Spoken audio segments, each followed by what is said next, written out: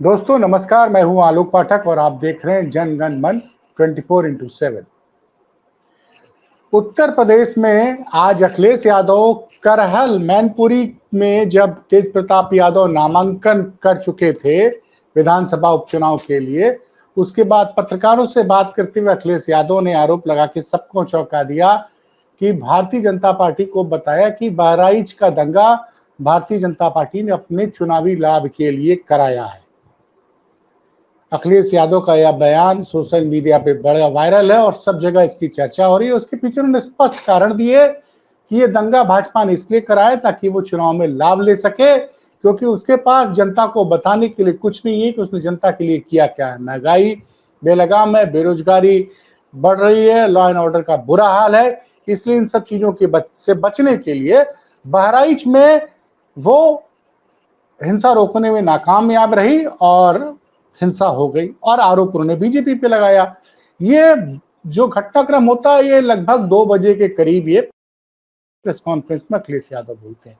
ये बयान सारी टीवी चैनलों के हेडलाइन पे चल रहा है, तमाम सोशल मीडिया चैनल पे, ट्विटर पे, सब जगह बयान वायरल है।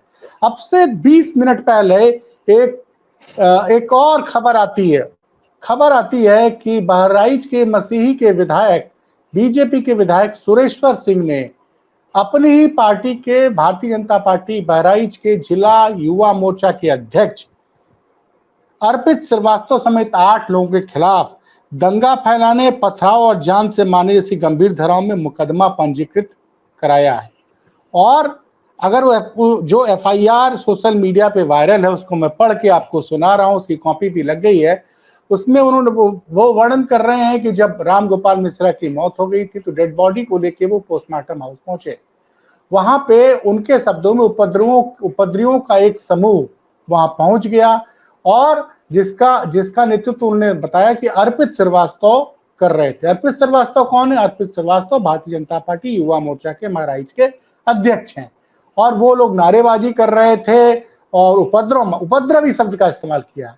उसके बाद उन्होंने बोला कि डीएम साहब ने हमसे कहा कि आप लोग चला जाए और मूर्तियों का विसर्जन शुरू करने की प्रक्रिया शुरू की जाए।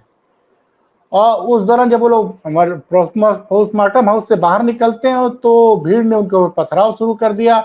उन्होंने यहां तक आरोप लगाया है कि उसी भीड़ में से किसी ने फायरिंग भी की जिससे उनका बेटा एक दूसरी गाड़ी में चल रहा था। उस गाड़ी का शीशा टूट गया और उन्होंने कहा कि उनकी जान लेने की कोशिश की गई।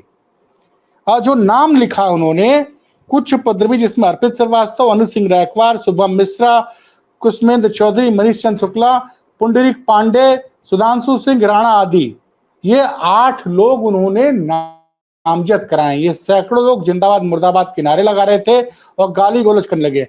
हम लोगों के सबको मछली में किसी तरह रखाया, फिर लोगों ने उपद्रव करना शुरू कर दिया। सुन लीजिए, अखिलेश यादव कह रहे हैं कि भाजपाइयों ने ही दंगा कराया है और उन्हीं के विधायक द्वारा दर्ज कराई गई रिपोर्ट को मैं पढ़ के सुना रहा हूं। ये नाम जो उन्होंने दोबारा पढ़ रहा हूं, नाम उन्होंने बताया है कि एक भीड़ थी सैकड़ों लोगों की उपद्रवी, जिसमें अर्पित श्रीवास्तव, अनु सिंह रैकवार, शुभम मिश्रा, कुशमेंद्र चौधरी, मनीष चंद्र शुक्ला, पुंडरीक पांडे अध्यापक हैं, ये कोई सुधांशु सिंह राणा आदि। सैकड़ों लोग मुर्दाबाद के नारे लगाने लगे और गाली गलौज करने लगे। हम लोगों ने सबको लेकर मार्चरी में किसी तरह रखाया, फिर लोगों ने उपद्रव करना शुरू कर दिया। जिलाधिकारी महोदय ने कहा कि हम लोग चलकर मूर्तियों के विसर्जन हेतु पैदल चलकर आग्रह कर लेते हैं। हम लोग मार्चरी से निकलकर गेट के बाहर जैसे ही सड़क पर मैं और जिलाधिकारी जैसे आगे बढ़ते हैं, हम लोग की गाड़ी मुझ में लगती है।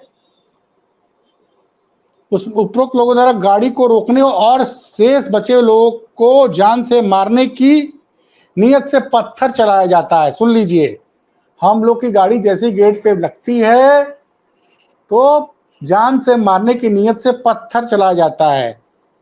उसी भीड़ में से एक फायर भी होता है। ये एफआईआर का शब्द है, अगर जो सोशल मीडिया पे एफआईआर वायरल हो रही है, मैं स्पष्ट बता दूं।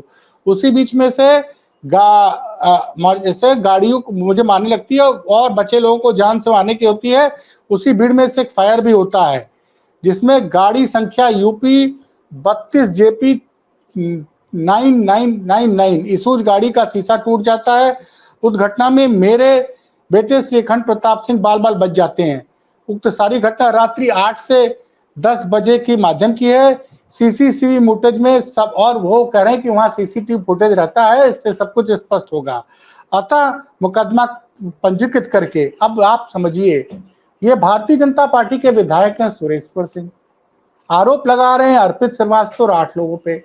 जानकारी ये आ रही है कि अर्पित श्रीवास्तव शायद बहराइच भारतीय जनता पार्टी युवा मोर्चा के अध्यक्ष हैं, और उसके पहले दो बजे के करीब अखिलेश यादव प्रेस कॉन्फ्रेंस में कहते हैं कि ये दंगा जो है भाजपा ने करवाया है ताकि वो चुनावी लाभ ले सके।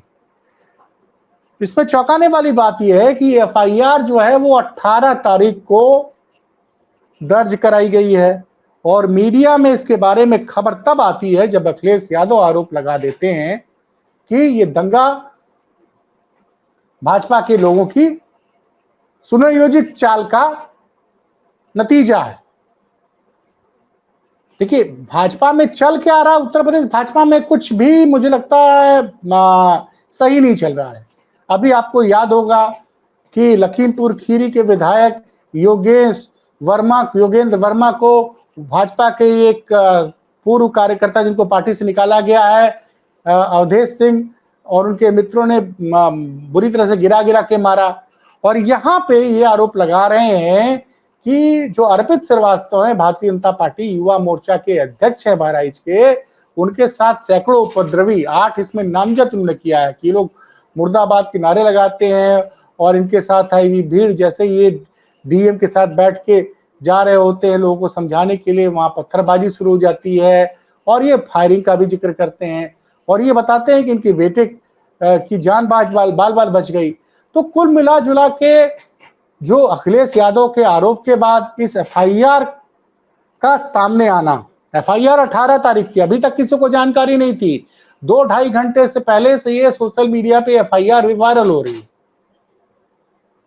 तो क्या ये अखिलेश यादव के आरोप, अगर इस एफआईआर को देखें तो अखिलेश यादव ने जो आरोप लगाया है कि भारतीय जनता पार्टी के लोगों ने ये दंगा कराया है, ये तो खैर जांच का विषय है, इस पे मतलब पुलिस जांच करेगी, कोर्ट जांच करेगा, कोर्ट फैसला करेगी इस पे। लेकिन ये सुरेश्वर सिंह की एफआईआर अखिलेश यादव के आरोप को मजबूती प्रदान कर रही है, आप समझिए। और वो ये भी कह रहे हैं, उस एफआईआर में लिखा हुआ है कि उस दिन रात का सीसीटीवी फुटेज आप देख लीजिए, सब कुछ स्पष्ट हो जाएगा। वही अर्पित श्रीवास्तव ने मीडिया वालों से बोला है कि विधायक ने झूठी एफआईआर कराई है। ये बात सही है कि भाजपा के लोग पहुंचे होंगे, वो लोग जिंदाबाद मुर्दाबाद के नारे लगा रहे होंगे। भाई स्वाभाविक सी बात है, जब उनकी पार्टी की सरकार है और दुर्गा की प्रतिमा के विसर्जन के दौरान हिंसा फैल जाती है और राम गोपाल मिश्रा की गोली लगने से जान चली जाती, तो प्रशासन के प्रति तो नाराजगी होगी, ये तो माना जा सकता है। ऐसी स्थितियों में, सामान्य परिस्थितियों में जो भीड़ होती है प्रशासन के खिलाफ मुर्दाबाद का नारे लगा देती है। विधायक जी पहुंचे होंगे, विधायक जी के खिलाफ भी नारेबाजी शुरू हो गई होगी। लेकिन अब वो पत्थरबाजी का आरोप लगाया कि पत्थर फेंका गया, गाड़ी का शीशा टूट गया, अपनी गाड़ी का नंबर बता रहे हैं, ये भी बता रहे हैं कि ये फायरिंग हुई है, और ये सब कुछ घटना वाली रात को हुआ है। ये 13 तारीख की रात की बात है सारी। तो अब खैर एफआईआर दर्ज हो गई है, एफआईआर दर्ज होने से कोई अपराधी नहीं माना जाता है, लेकिन पूरे घटनाक्रम को समझिए। पुलिस पूरी साक्ष्यों तथ्यों की जांच करेगी, कितने आरोप सही कितने गलत हैं, लेकिन गंभीर धाराओं में मुकदमा दर्ज हुआ है। और ये चौंकाने वाली बात है कि उन्होंने अपनी पार्टी के भारतीय जनता पार्टी युवा मोर्चा के नगर अध्यक्ष के खिलाफ किया है, और 8 लोगों का बाकायदे उन्होंने नाम लिखवाया है। अगर डीएम साहब उनके साथ थे, जैसा वो बता रहे हैं कि डीएम के साथ वो जा रहे थे गाड़ी में, तो डीएम साहब को भी स्थिति स्पष्ट करनी चाहिए थी, या तो डीएम साहब को खुद ही एफआईआर दर्ज कराने का आदेश देना चाहिए था। लेकिन सच क्या ये पता नहीं। अभी तो फिलहाल सुरेश्वर सिंह के एफआईआर की खबर आ रही है, और इससे भारतीय जनता पार्टी की स्थिति बड़ी खराब हो गई। योगी सरकार के लिए एक बहुत बड़ी परेशानी का भी है। अब ये भाई उन्हीं की पार्टी का विधायक, उन्हीं के बहराइच के भारतीय जनता पार्टी युवा मोर्चा के अध्यक्ष के ऊपर आरोप लगा रहा है कि उपद्रवी बता रहा है उनको। तो और दूसरी तरफ अखिलेश यादव कह ही रहे हैं कि ये जो दंगा है वो भाजपा के लोगों ने कराया तो उसका चुनाव में लाभ ले सके। तो ये जो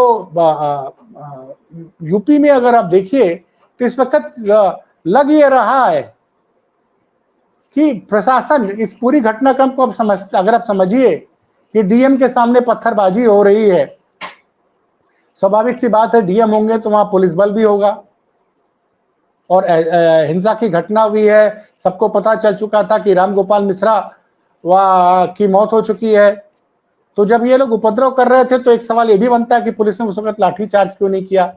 पर्याप्त संख्या में पुलिस बल तब तो होना चाहिए था जब बॉडी हॉस्पिटल से पोस्टमार्टम हाउस लाई जा रही थी। ये मतलब विधायक जी के एफआईआर जो है तो सही है, लेकिन विधायक जी के एफआईआर की कहानी को अगर हम सच मानते हैं तो घटना के 4-5 घंटे बाद भी अगर पर्याप्त पुलिस बल नहीं थे और इस तरह से लोग नारेबाजी कर रहे थे और पत्थर चला रहे थे और भीड़ से गोली चल रही है, तो ये बता रहा है और वो खुद ही आरोप लगा रहे हैं और जिसके ऊपर आरोप लगा रहे हैं वो बताया जा रहा है भारतीय जनता पार्टी युवा मोर्चा बहराइच का अध्यक्ष है।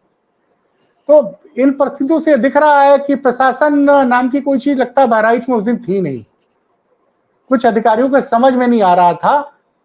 ये 13 तारीख की रात की घटना है और 14 तारीख को क्या हुआ दिन भर तो आप लोगों ने देखा ही।